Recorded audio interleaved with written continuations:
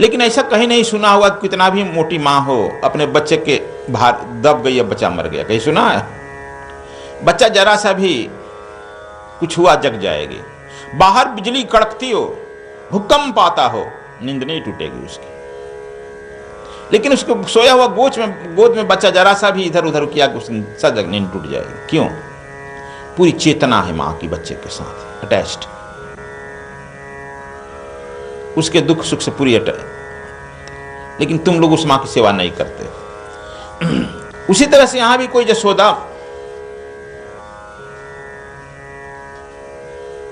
इंतजार कर रही है, आकर दरवाजे पर कहती है, बेटा 12 बज गया है, कब तक सोएगा? अब तो सो जाओ ना। चुप लगा जाते हैं, फिर मां चली जाती है, फिर कुछ क्षण के बाद गुनगुनाने लगते हैं। फिर मां अगर कहती है कि फिर तुम क्यों नहीं सो जा रहा है बच्चा, उधर मां को भी नींद नहीं आती है। ये कहते हैं कि मां मैं कैसे सोऊं, भादों का महीना है, पानी बरस रहा है, देखो मेरा प्रिय मुझसे मिलने आया है बिछुड़ करके, गाजा बाजा बज रहा है, गरज रहा है, बाजा बजा रहा है, फुरझेरी छिड़क रहा है, पानी छिड़क रहा है, उसे मिलना भी तो है। चल दिया है, देखो ना बाहर पपीहा बोल रहा है पी पी,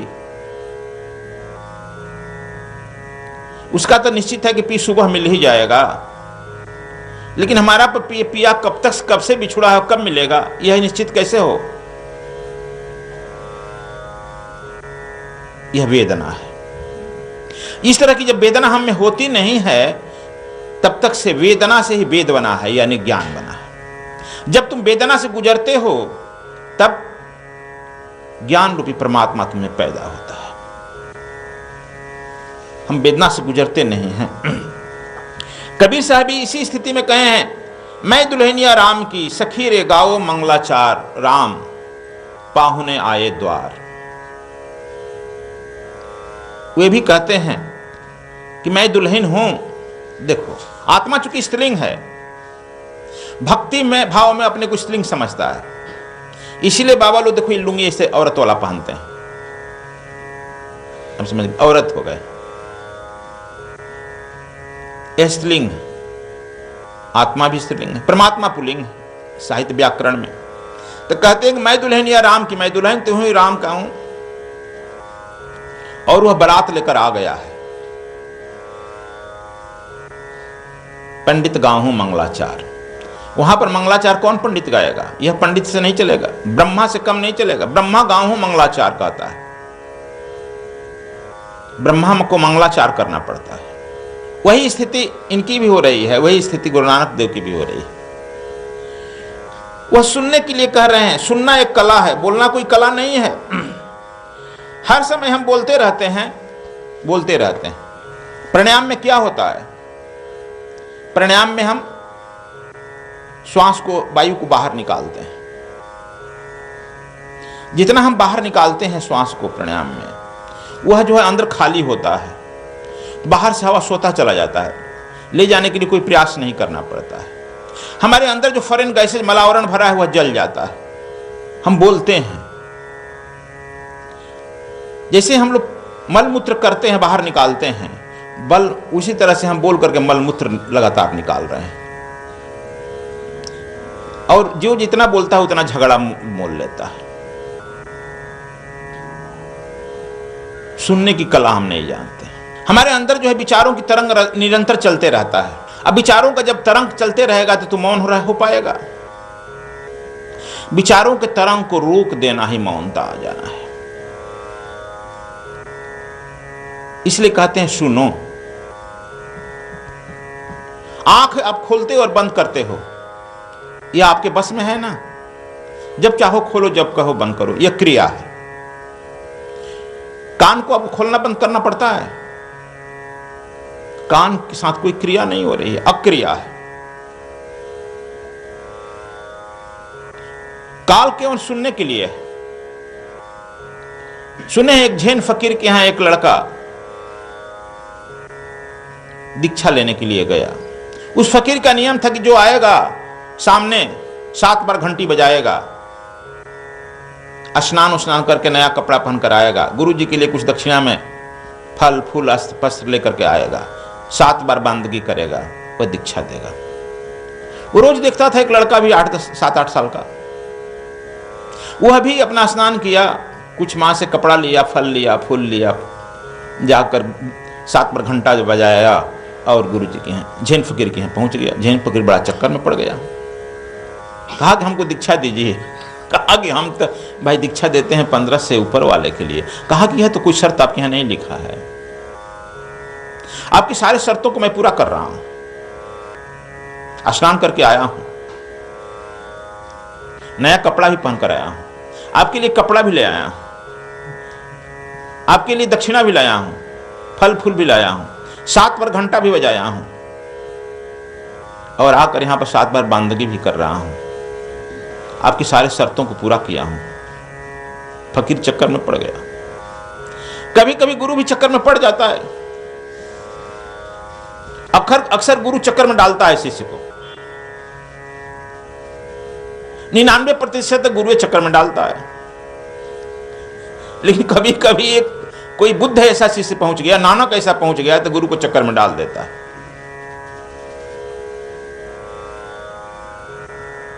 वह लड़का फकीर को डाल दिया चक्कर में, कहा कि बात तो ठीक कर रहे हो, सारे शर्त को पूरा कर लिया, जाओ तुमको अब टालना है। कैसे टाले? बड़े आदमी बड़े ढंग से टालते हैं। कहे कि जाओ, एक हाथ का ताली जब सुनने लगेगा तो मेरे यहां आ जाना।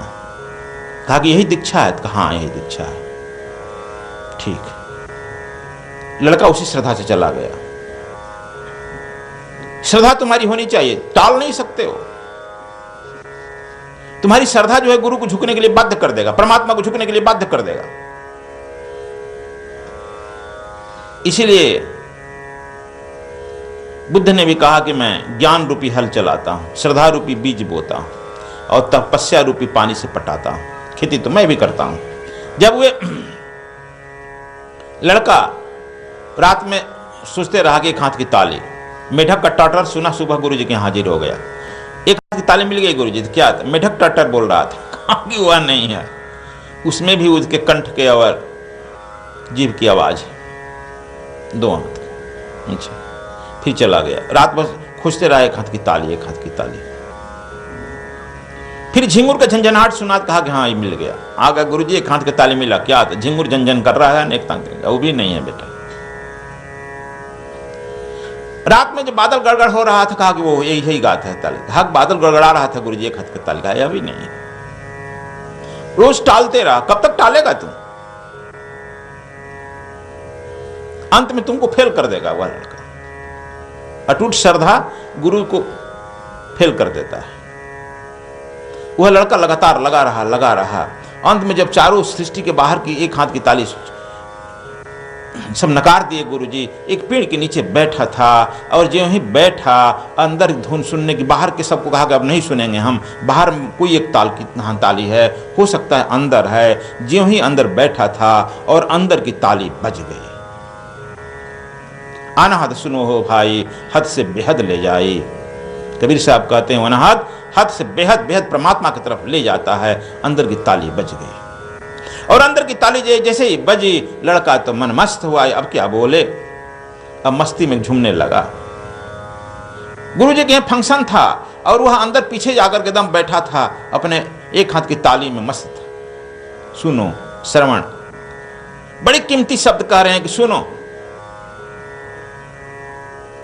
और वह लड़का, अब गुरुजी जो सामने बैठे थे, हमारे ऐसा मंच पर हसन बैठे थे, पागल होने लगे, व्याकुल होने लगे।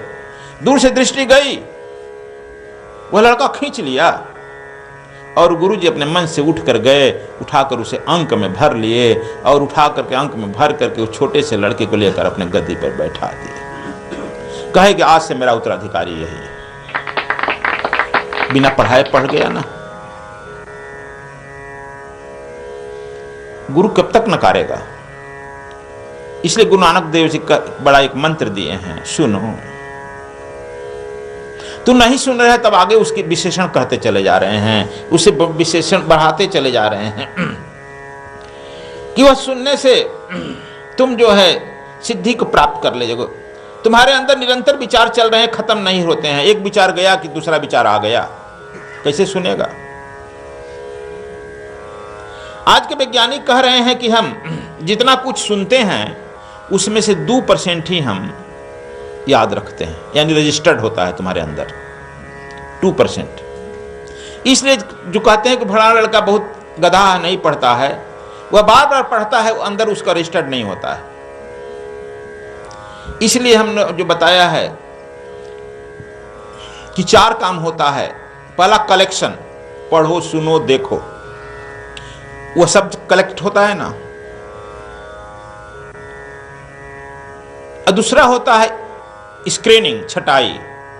तीसरा होता है स्टोरिंग, एक एक सब्जेक्ट का खाना एक में डाल दो, नहीं तो सब सामान 1000 तरह का फाइल लेके जगह डाल दो, खोजेगा तो मिलेगा। एक सिस्टम का एक फाइल एक खाने में रखता है, जाके 2 मिनट में निकाल लेता है। तो स्क्रीनिंग करके स्टोरिंग होती है। तब चौथा होता है रिकॉलिंग, और यही सिस्टम तुम्हारे ब्रेन का ही सिस्टम कंप्यूटर में डाल दिया गया है,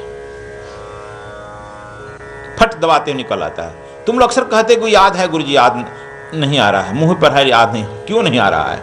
कहीं ना कहीं तुम्हारा मिक्स हो गया है ना। और ध्यान से यही विधि, जितना ध्यान करता है, सीक्रेट साइंस का जो विधि आप लोग बताया गया है उसके अनुसार जितना ध्यान करेगा वह सिस्टम अपने आप ये होते चला जाएगा। अब समझो, हम भी जितना बोल रहे हैं उसमें से 2% ही तुम लोग लेता होगा। तो इसलिए स्टोरिंग ठीक ठीक हुआ तो उसको कहते हैं ये आदमी थिंक टैंक है, ठीक समय पर ठीक जवाब दे देता है। महावीर ने अपने शिष्यों को पृथ्वी पर सबसे पहले 2,500 पहले श्रवण बनाया था। बुद्ध को भी शिष्यों को श्रवण कहलाया गया। श्रवण से श्रवण बनाया। श्रवण माने सुनना, उसे श्रवण हो गए। कहते हैं कि भगवान महावीर 10,000 शिष्य और 30,000 शिष्याओं के साथ बैठ जाते थे, नंग धीणंग, कुछ बोलते नहीं थे, मौन बैठ गए आते थे, और सब उनके चारों तरफ बैठ जाते थे। मौन संवाद चलता था, मौन सत्संग चलता था। बुद्ध के साथ भी बताओ, आज तक तुम लोग 10,000 30,000 40,000 के गांव भी नहीं होता जाते।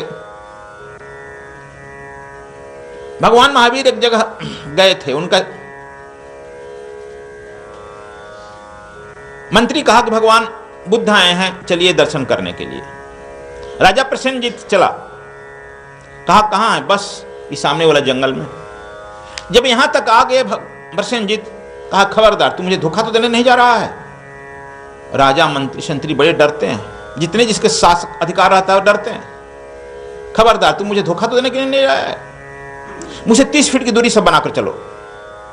और दोनों हाथ को तलवार नंगा ले लिया। कोई मेरे नजदीक सटा के मारा। जो जितने आदमी होते हैं उतने भयभीत रहते हैं हाथ चलने वाले। कहा क्या हो गया? कहा क्या हो गया? हम यहां तक आ गए, कहते हो 10,000 20,000 आदमी जहां हो हल्ला ना हो, कोलाहल ना हो। 1000 आदमी का जो गांव है इतना कोलाहल से भरा होता है। यदि बुद्ध यहां रहता है और 10,000 20,000 उसके सब शिष्य बैठे होते हैं, हल्ला कोलाहल नहीं सुनाई पड़ता है। जब वहां गया, देखा नजदीक, तो देख रहा है कि हाँ बुद्ध बैठे हैं एक पेड़ के नीचे, चबूतरे के ऊंचा, और सारे शिष्य बैठे हैं, पिन ड्रॉप साइलेंट। बुद्ध की आंखें खुली, तब थोड़ा खरखराहट की आवाज सुनाई पड़ा, और प्रसेनजीत का तलवार हाथ से गिर गया। अभी तक जो भांजता था, देखो मौनता में इतना है, श्रवण में, तलवार हाथ से गिर गया, उनके पैरों पर गिर पड़ा। कहा क्या हुआ प्रसेनजीत? भगवान, अभी तक इस तलवार से अपनी सुरक्षा मैं समझता था, अभी तक इस तलवार से सुरक्षा समझता था, लेकिन अभी तो कभी राजा थे, यहां तो सब बैठा है यार, एक जरा भी किसी की आवाज नहीं सुनाई पड़ रही, खोखने खांखने का भी नहीं आवाज है। भगवान बुद्ध ने कहा कि सभी श्रवण है, सभी सुन रहे हैं। इसके लिए हम एक विधि आप लोग आज बता रहे हैं। तुम लोग बहुत कुछ कर, हर रोज कुछ ना कुछ विधि बता देते हैं, लेकिन तुम लोग यहीं फिर छोड़कर चला जाता है। कुछ मत करो, जब समय मिले, सुबह शाम दोपहर अर्धरात्रि। लेकिन मैं कहा हूं कल अमृत बेला के बारे में समझाया हूं कल। अमृत बेला जो भगवान, जो गुरु नानक देव कहे हैं, उस अमृत बेला को पकड़ेगा तो और अच्छा होगा। तुम इस अमृत बेला में यदि कहीं भी एकांत, किसी वृक्ष के नीचे, कुछ पार्क में, घर में, एक संकल्प लेकर के बैठो कि 1 घंटा बैठेंगे, 1.5 घंटा बैठेंगे, 1 घंटा से कम नहीं, क्योंकि तुम्हारे विचारों का तरंग बंद नहीं होगा इतना जल्दी। जन्मों जन्मों से विचारों का जो तरंग है, हलचल है, बंद नहीं होगा। बैठ जाओ, चुप, आंख बंद कर लो और अपने श्वास पर ध्यान दो। श्वास जा रहा है उसके साथ जाओ, आ रहा है आओ। हो सकता है जो कुछ मंत्र तुमको दिया गया है उसका जाप करो, नहीं जानते हो तो छोड़ दो, कुछ मत जाप करो, बस श्वास के साथ जाओ और आओ। नियमित, जिस समय जाता उसी समय। ये मान लो कि आज सुबह बैठा, कल शाम बैठा, तुम्हारी इंद्रियां उसके लिए हलचल करेगी, मेमोरी में चला जाएगा। सुबह यदि संध्या समय बैठता है ठीक समय पर, उसी समय ध्यान में बैठेगा तो वह इंद्रियां सब सजग हो जाएगी, यहां अब हमको पूजा पर बैठना है। ये memory, each cells of your body memory है। ये मत समझो केवल मस्तिष्क में ही मेमोरी है।